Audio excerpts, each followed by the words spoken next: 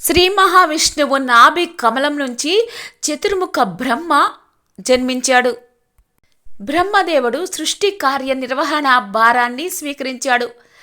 బ్రహ్మ 84 లక్షల జీవరాశులను సృష్టించాడు. ఆ కాలంలో ప్రాణులకు మరణం లేదు.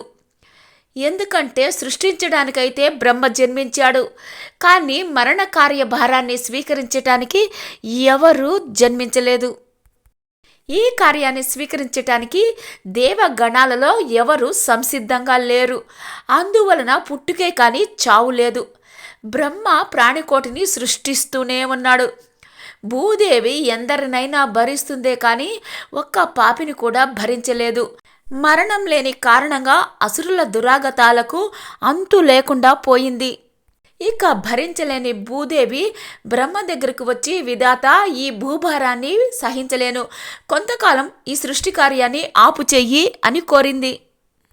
బ్రహ్మదేవుడికి భూదేవి కోరిక సమంజసంగానే తోచింది. కానీ తను సృష్టి ఆపడానికి లేదు.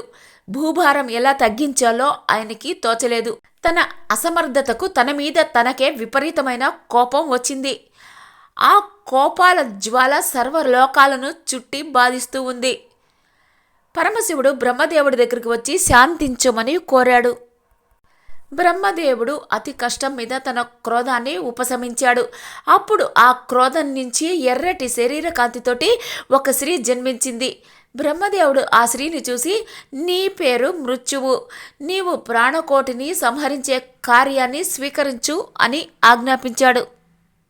ఆ మాట విని మృత్యువు ఎంతో విచారించింది. విధాత, ఈ పాప కార్యాన్ని నేను స్వీకరించలేను, నన్ను క్షమించు అని తపస్సు చేయడానికి హిమాలయాలకి బయలుదేరింది. బ్రహ్మదేవుడు ఆమె ప్రయత్నాన్ని ఆపి, మృత్యుదేవత, సంహరణ కార్యం సృష్టి కార్యమంతా పవిత్రమైనది. ఈ కార్యం వల్ల నీకు అధర్మం అంటకుండా వరాన్ని ఇస్తున్నాను. నీ కన్నీటి బిందువులే రోగాలై జీవులను మరణోన్ముఖులను చేస్తాయి. నీకు కామ, క్రోధ, లోభ, మోహ, మద, మత్సర్యాలను తోడుగా ఇస్తున్నాను. వీటి సాయంతో మృత్యు కార్యాన్ని నిర్వహించు అని ఆమెను అంగీకరింపజేశాడు. మృత్యుదేవత అంగీకరించింది. ఆనాటి నుంచి పరాజయం ఎరగని ప్రత్యర్థిలాగా మరణం జీవులను నీడలా వెంటాడుతూనే ఉంది.